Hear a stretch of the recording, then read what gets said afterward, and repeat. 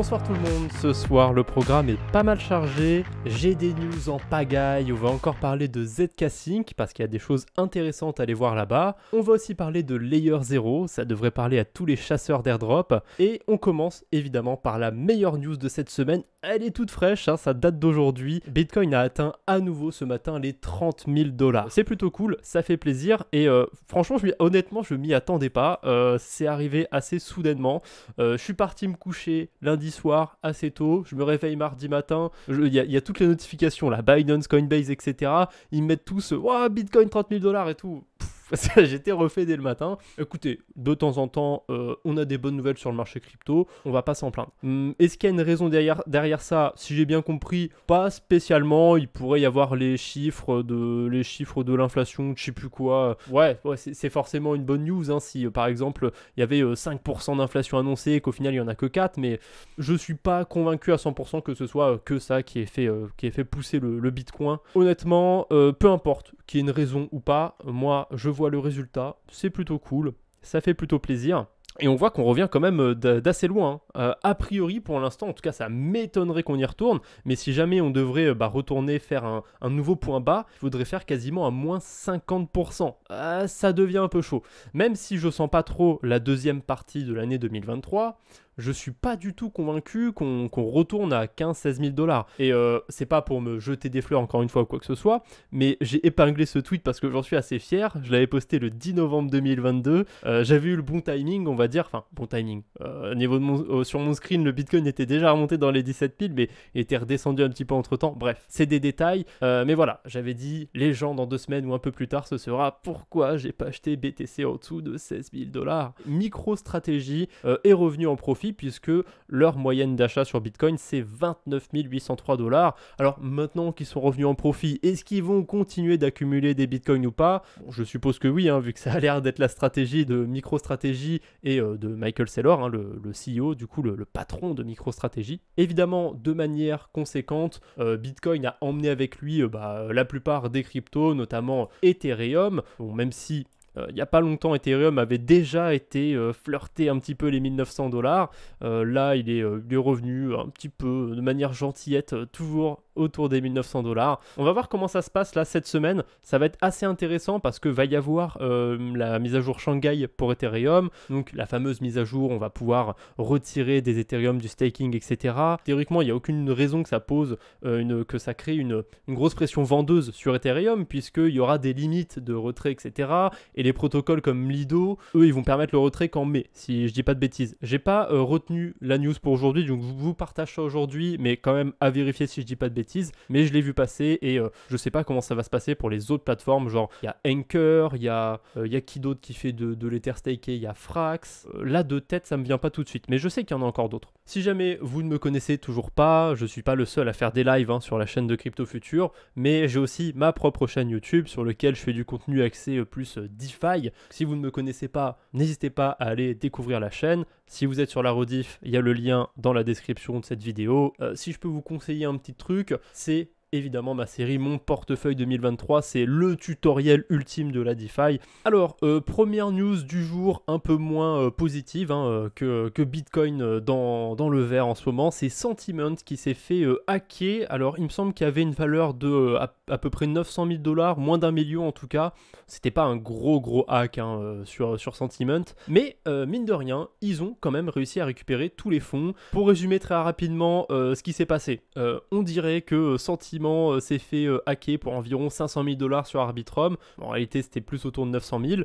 Et la suite, voilà. 100% des fonds ont été restitués aux utilisateurs. Blablabla. A priori, ça s'est bien passé. Tant mieux pour Sentiment. Je connaissais pas plus que ça le protocole. Je sais juste que c'est sur Arbitrum.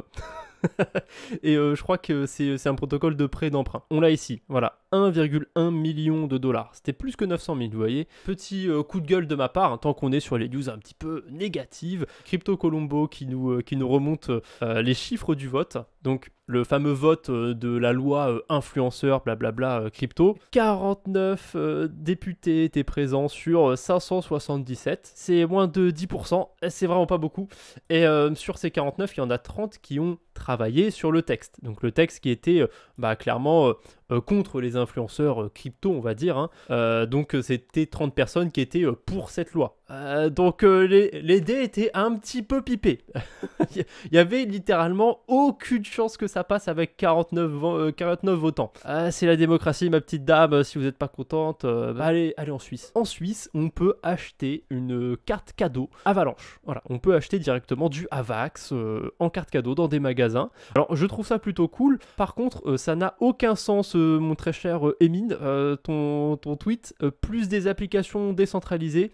J'ai pas compris. Mais qu'est-ce que vous en pensez, vous, des cartes cadeaux crypto? Alors, ça peut être sympa et je crois que c'est pas nouveau, ça existe déjà. En tout cas, on peut déjà faire ça sur Binance, hein, acheter une carte cadeau et l'offrir à un proche. Mais avoir directement du Avax et tout, comment ça marche, etc.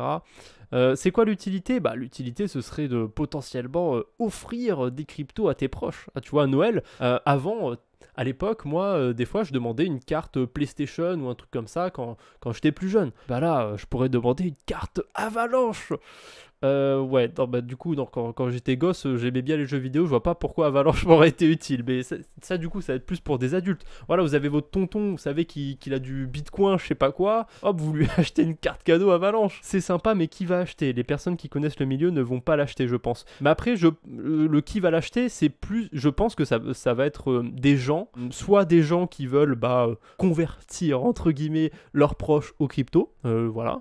Ou alors, des gens qui connaissent quelqu'un dans leur famille qui ont de la crypto et tout, qui s'y intéressent et qui peuvent du coup leur acheter ça, hein, au lieu de leur donner un habituel billet pour Noël ou je sais pas quoi. Ça peut changer, j'en sais rien. Euler Finance, donc on en avait déjà parlé depuis un petit moment, mais voilà, ça avance toujours. Il y a un plan de restitution qui va être voté ou qui a été voté, je sais pas quand le vote se termine, j'ai pas été vérifié. N'ont pas été récupérés les 1100 Ethereum envoyés à Tornado Cash et les 100 Ethereum envoyés à une adresse associée au Lazarus Group, le fameux groupe de hackers lié à la Corée du Nord. Twitter, ils avaient mis le Doge à la place du petit piou-piou bleu sur l'application et sur le site internet. Ça a été retiré quelques jours après. Forcément, quand ça a été mis, le Dogecoin, il a explosé, plus 30%.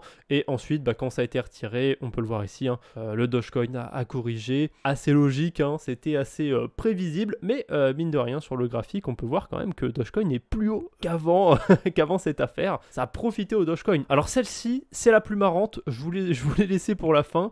Le leader de l'opposition thaïlandaise promet un airdrop de 300$ par personne s'il est élu. Il veut littéralement acheter ses votes. Je sais pas si c'est légal de faire ça, honnêtement. En gros, le gars, s'il est élu, il va lancer une crypto dans le pays et ok, tous les gens qui ont plus de 16 ans, vous êtes éligibles au airdrop. Alors, est-ce que c'est tous les gens qui ont voté pour lui ou pas? Ça, j'ai pas été vérifié en profondeur l'article, mais est-ce que c'est légal un truc comme ça? Alors, c'est pas en France, hein, c'est en Thaïlande, etc. Mais ça m'a l'air assez fou. Quand vous voyez une news assez négative, surtout quand c'est un hack par rapport à la DeFi, essayez quand même d'aller voir un petit peu plus loin. Je sais que vous n'avez pas forcément tous les connaissances dans la DeFi pour comprendre à 100% ce qui s'est passé, mais essayez d'attendre un petit peu que l'histoire soit tassée, etc. pour lire un article qui résume la chose. Donc c'est arrivé il y a 2-3 jours, si je dis pas de bêtises. SushiSwap s'est fait hacker, entre guillemets. Ils ont perdu 3 millions de dollars et ça se passe au niveau du root processor 2. Je vais vous montrer comment aussi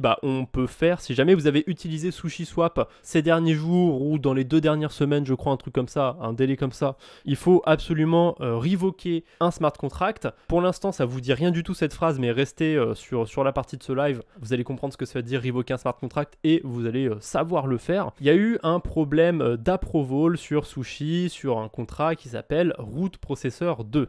Il a été exploité et de l'argent a été volé, pioché directement dans le wallet des utilisateurs. Il n'y a pas d'autres contrats qui ont été affectés. Les liquidités sur Sushi sont safe. Alors déjà, qu'est-ce que ça veut dire? Comment ça se fait que quelqu'un a pu vous piquer de l'argent sur votre portefeuille? Donc là, je suis allé sur Venus pour vous faire un petit exemple. Quand vous voulez utiliser une crypto avec un protocole, n'importe quelle crypto, à part celle qui vous sert à payer les frais de transaction parce qu'il n'y a pas besoin d'approuver cette crypto, hein, dans le cas contraire, toutes les cryptos qui ne servent pas à payer des frais de transaction, il faut les approuver. On va prendre l'USDC par exemple sur Vénus. Vous voyez, là je ne peux pas le déposer tout de suite, il faut que je l'approuve. L'approuver, ça veut dire tout simplement que j'autorise Vénus à venir prendre de l'USDC dans mon portefeuille. Quand on dépose des cryptos sur un protocole de DeFi, c'est plus compliqué que ça. On va pas juste mettre des cryptos dans une boîte, dans un coffre, il va faire des intérêts, etc. Non, il y a des interactions et tout sur la blockchain, c'est plus complexe que ça, on va pas rentrer dans les détails, mais en gros, voilà, on doit laisser une autorisation, on doit laisser une trace du coup de cette autorisation, et il y a plusieurs manières de faire.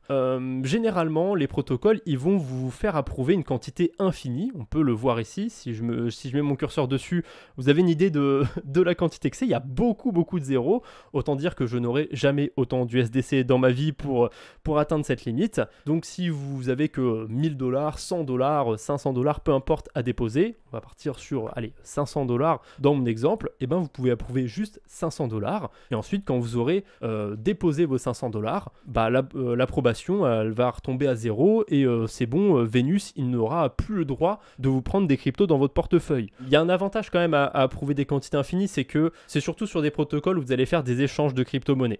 Par exemple, sur OneInch, si vous échangez par exemple, j'en sais rien, moi, du Bitcoin contre de l'USDT sur Arbitrum, que vous voulez faire ça, j'en sais rien, moi, toutes les semaines, tous les mois, vous avez peut-être pas envie d'approuver à chaque fois Bitcoin. Vous vous dites, je vais l'approuver une fois à l'infini et je m'en servirai autant de fois qu'il faut. Ça peut être pratique. Dans ce cas-là, ça peut être pratique, mais c'est quand même risqué. Surtout que là, OneInch m'a mis de base un exemple avec un Bitcoin. Ouais, si vous permettez de vendre un Bitcoin par semaine, vous pouvez vous permettre de faire une approbation chaque semaine à 10 centimes. Sur Arbitrum, ça doit être autour de 10 centimes. Et sur Polygon, j'en parle même pas. Hein. C'est même pas 1 centime. Peut-être aller 1 ou 2 centimes si la blockchain est un peu congestionnée, que les frais sont un peu élevés. Mais franchement, sur Polygon, approuvez à chaque fois. Mettez des limites, c'est assez important. Surtout que maintenant on a des outils pour mettre des limites facilement, comme je vous ai montré sur Rabby. Voilà, le wallet Rabby, il vous affiche clairement ce que vous êtes en train de faire. MetaMask le fait aussi. Qu'est-ce que la team de Sushi est en train de faire? Les développeurs sont en train d'identifier toutes les adresses qui ont été affectées par le hack du Root Processor 2. Ils ont pu récupérer une partie des fonds grâce à une attaque White Hat. Donc les White Hat, c'est les fameux hackers éthiques, on va dire, qui piquent de l'argent, mais pour le rendre ou pour le bien, on va dire, entre guillemets. Un plan est en train d'être développé pour rendre les fonds qui ont été récupérés, blablabla. Quand ce sera prêt, ce sera annoncé sur Twitter, Discord, etc. Logique. Et un post-mortem sera écrit. Et si jamais vous avez des fonds qui ont été volés, vous pouvez vérifier sur un explorateur de blockchain s'ils sont sur cette adresse. Si jamais vous avez envoyé, sans le vouloir évidemment, si vous avez envoyé des cryptos vers cette adresse, vous n'avez pas à vous en faire parce que c'est sur cette adresse que les fonds ont été récupérés par Sushi, donc ils vont vous être retournés. Par contre, si vous avez eu des fonds volés qui ont été sur une autre adresse, là, pour l'instant, c'est un peu plus le pétrin pour vous. Vous êtes un peu plus dans le pétrin parce que il y a des chances que ce soit volé. Donc, vous pouvez déclarer tout ça. Donc, on va ouvrir vite fait le lien des approvals. Ça nous emmène sur une page sushi.com assez spéciale où on peut connecter tout simplement son wallet. Vous pouvez vous mettre sur n'importe quelle blockchain, hein, ça va vérifier sur toutes les blockchains et ça vient de le faire pour mon portefeuille. Voilà, il n'y a pas d'approvals qui ont été trouvés. Bon, logique d'un côté, hein, j'ai pas utilisé Sushi dans les derniers jours, mais si jamais c'est votre cas, là c'est pas bon et vous aurez une marche à faire. Je sais pas exactement comment c'est affiché ici, mais vous aurez sûrement une petite transaction à passer. C'est exactement comme quand vous approuvez une crypto sur Vénus ou n'importe quel autre protocole. On a le wallet Rabby dont je parle là depuis tout à l'heure, qui a une fonctionnalité bien pratique qui vous permet de voir directement s'il y a des approvals qui ont été reconnus, etc.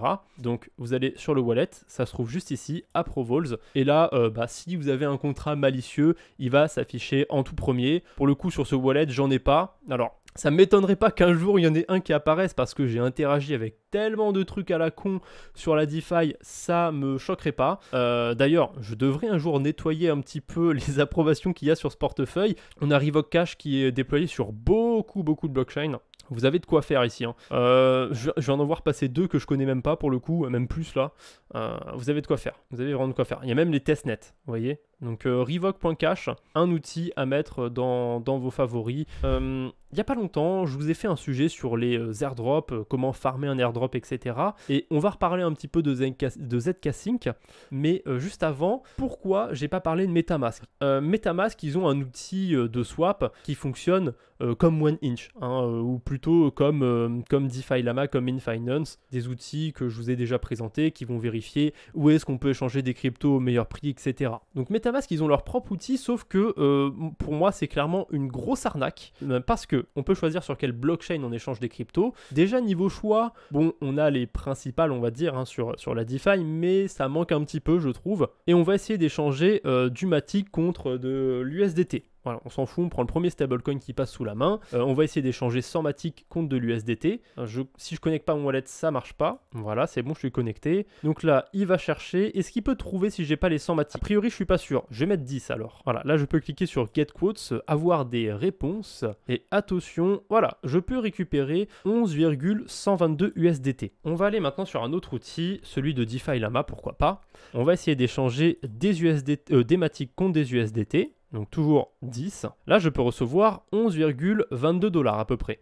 Donc ça ne fait pas une si grosse différence, vous voyez, je gagne 10 centimes à passer sur DeFi Llama. Ça peut paraître anecdotique comme ça, mais en fait, MetaMask, ils prennent jusqu'à 0,87% de frais. Dans ce cas-là, a priori, c'est 0,74%, mais ça monte jusqu'à 0,875%. C'est abusé. Ils prennent quasiment 1% de frais. Et c'est pour ça que c'est une pure arnaque, le swap de MetaMask.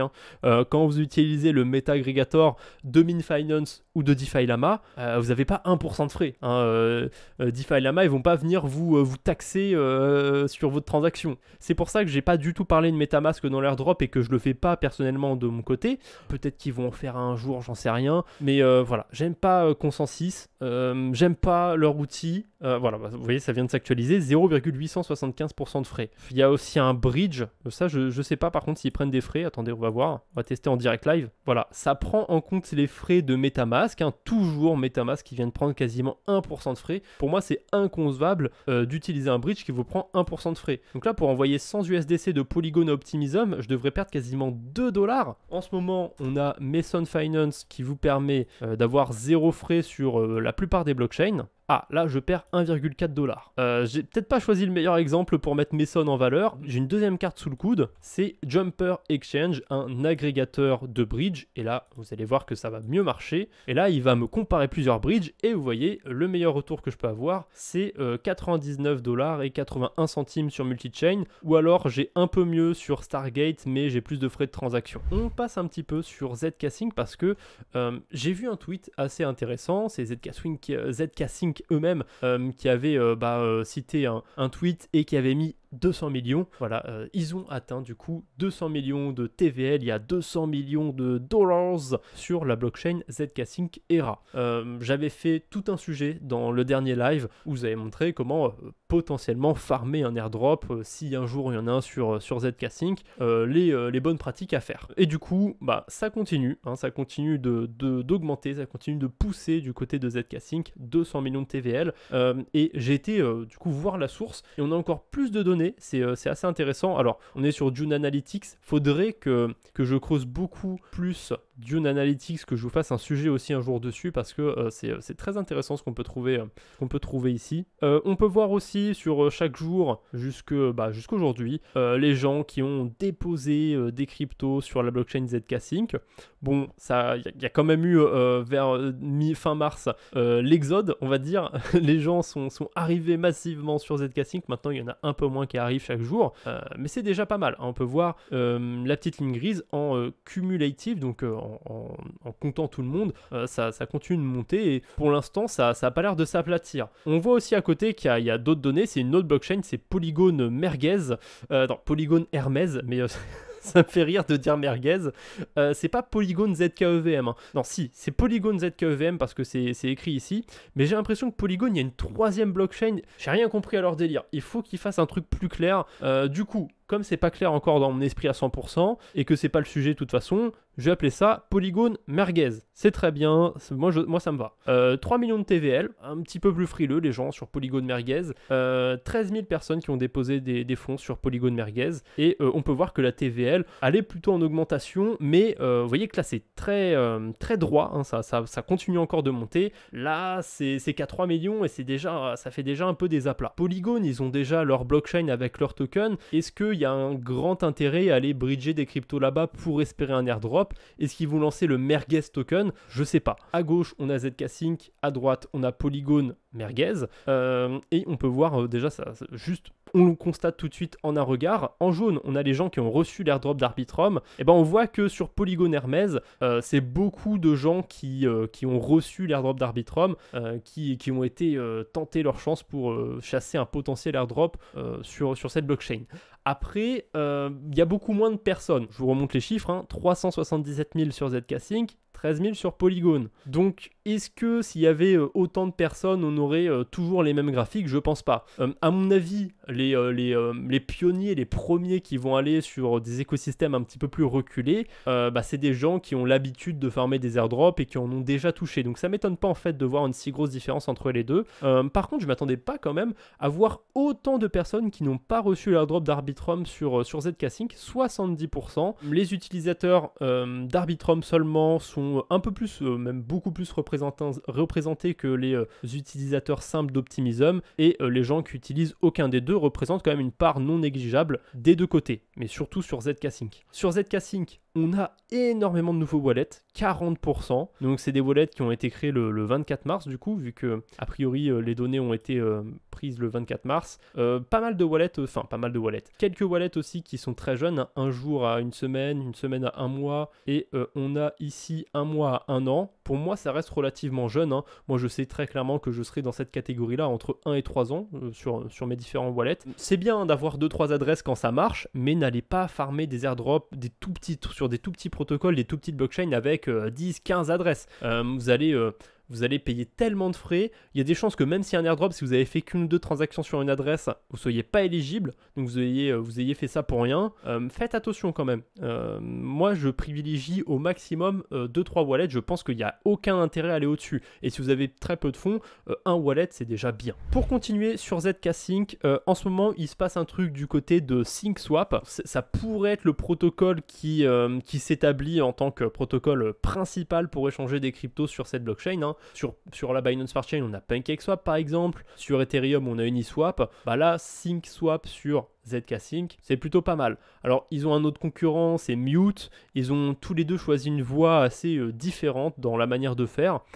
Et SyncSwap, en ce moment, ils sont en train de lancer leur token. Attendez, c'est dans Rewards. Alors, c'est un petit peu compliqué la manière dont ça se passe. C'est assez tarabiscoté. Mais en gros, vous pouvez trader des cryptos sur SyncSwap. Et quand vous allez trader des cryptos, vous allez recevoir des YSync. Selon s'il y a beaucoup de gens ou pas qui ont tradé, vous allez recevoir plus ou moins de tokens Sync. J'ai pas spécialement envie de rentrer dans les détails, mais j'ai fait quelques trades sur SyncSwap, histoire de... les cryptos éligibles pour l'instant, c'est Ethereum, USDC et BUSD. A priori, il y en aura d'autres qui vont être ajoutés, mais vous pouvez permettre de trader des stablecoins. Quand vous tradez 100 $, vous voyez que vous perdez un petit peu dans le change. Et en plus, les frais sur ZK Sync sont trop chers, je trouve. Ça vaut pas le coup de faire plein de swaps à 100 $, etc. Je vous le déconseille très fortement. À la limite, faire un ou deux swaps avec des stablecoins à 1000 $, pourquoi pas, mais allez, au mieux, le token, pour moi, il vaudra peut-être 1 ou 2 $ maximum. Au niveau de toutes les données que je peux avoir, ma prédiction, le token à 1 ou 2 $. Voilà, c'est bien ça, je me suis pas trompé. Ça va durer 30 jours, du 10 avril au 10 mai.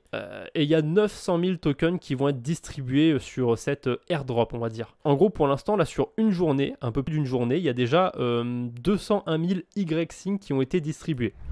Si vous voulez continuer d'explorer un petit peu l'écosystème de ZK Sync, je vous file quelques liens qui pourraient vous être utiles. Le premier, c'est DeFi là-bas. Bon, ça, on le présente plus trop, hein, en termes de DeFi, en termes de données, c'est vraiment une source à privilégier. Vous pouvez trier les protocoles par blockchain, et vous avez notamment ZK Sync ERA. On avait aussi Polygon ZK EVM. Deuxième source qui peut être intéressante, c'est sur CoinGecko.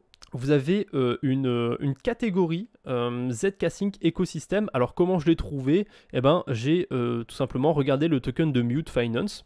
Et vous voyez ici on a un truc qui s'appelle étiquette, donc ça nous amène à une catégorie sur CoinGecko, et dedans bah, ça vous met toutes les cryptos qui sont liées à l'écosystème de Zk-Sync, enfin en tout cas que CoinGecko connaît et que CoinGecko a mis dans cette liste. Donc il y a forcément d'autres cryptos qui ne sont pas référencés ici, je pense notamment au token de Symbiosis qui est un bridge, mais vous pouvez avoir une petite idée de ce qui existe sur cet écosystème. Autre petite source qui peut être intéressante si vous voulez continuer les recherches sur cet écosystème, c'est Dex Screener qui vous répertorie bah, les DEX, hein, justement, les paires qu'il y a sur cet écosystème Zk-Sync et plein d'autres écosystèmes d'ailleurs. Hein, vous pouvez aller voir, utiliser l'outil pour plein d'autres choses. Là, c'est vraiment pour ceux qui ont envie d'aller un peu loin parce que c'est déjà plus dur d'utiliser ce genre d'outil. Même si j'en ai déjà parlé, il y a des choses sympathiques qu'on peut faire. Et bah, la chose principale qu'on peut faire sur Dex Screener, c'est tout simplement le TradingView, comme je vous ai dit. Boum, voir le graphique d'une crypto directement sur la DeFi. Ça, c'est très pratique. Hein. Je vais prendre le Mute, par exemple. Vous n'allez jamais le trouver sur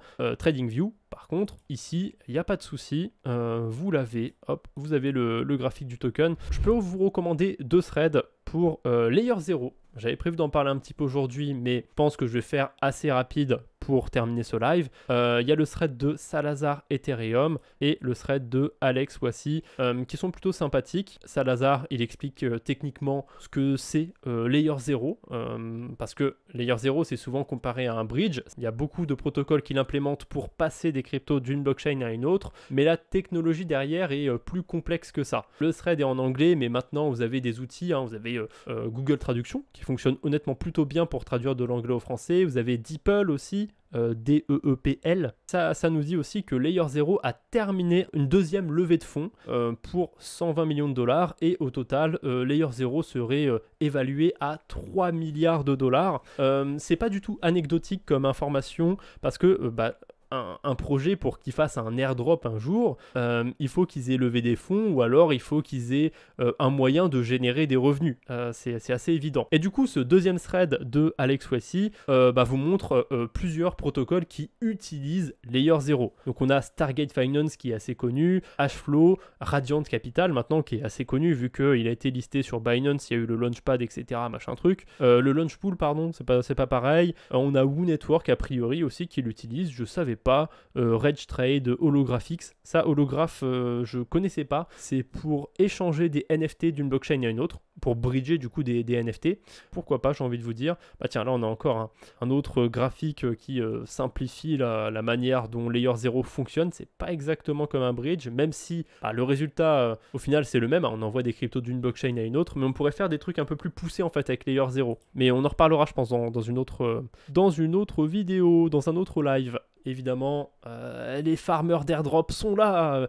Les nombres de transactions journalières sur Layer 0 ont explosé après l'airdrop d'Arbitrum, pas très étonnant. Vraiment, l'airdrop d'Arbitrum a lancé à fond la hype de la chasse à l'airdrop. On peut aussi se rendre sur Layer 0 directement. Ils sont leur site, il n'y a pas de souci. Et si on va tout en bas de Layer 0, on peut voir aussi quelques bridges qui existent, qui sont directement reliés, on va dire, à Layer 0. Et vous pouvez utiliser par exemple le bridge d'Aptos pour envoyer des cryptos sur Aptos, et on a aussi un bridge pour Borderless Bitcoin pour envoyer des bitcoins. Et un autre truc aussi dont on a parlé vite fait dans un précédent live et qui utilise Layer 0, mais lui j'en entends pas souvent parler, c'est Angle, qui est un protocole qui a son propre stablecoin euro. Il y a pas longtemps ils étaient un petit peu dans la tourmente parce qu'ils avaient des sous sur Euler Finance dont on a parlé au tout début du live. Heureusement les sous ont été pour la plupart rendus à Euler Finance, donc tout est bien qui finit bien pour Angle, mais voilà, le AG Euro en a pâti un petit peu. Il y a peut-être des gens qui ont plus du tout envie d'en avoir maintenant, ce qui serait compréhensible, je trouve. Mais on a un bridge pour le AG Euro et ça utilise Layer 0. Au moment où je l'ai fait, il n'y avait aucun frais. On échangeait 1000 AG Euro d'une blockchain à une autre, c'était totalement gratuit. Bref, on a beaucoup parlé, j'ai beaucoup surtout parlé pour ce soir. J'espère que ce petit live vous a plu. Malheureusement, c'est déjà la fin, mais voilà, au moins On a exploré pas mal de sujets, il y a des choses sur lesquelles on va revenir, je pense, dans les prochains lives. N'hésitez pas à me dire dans les commentaires du coup de la rediff si ça vous a plu, s'il y a des choses que vous avez envie de revoir plus que d'autres. Par exemple pour Layer 0, j'avais parlé un petit peu plus tôt des altcoins, comment ils se sont comportés sur les précédents bullruns, ça peut être intéressant, donc voilà, n'hésitez pas. J'ai plus qu'à vous souhaiter une bonne soirée et à mardi prochain.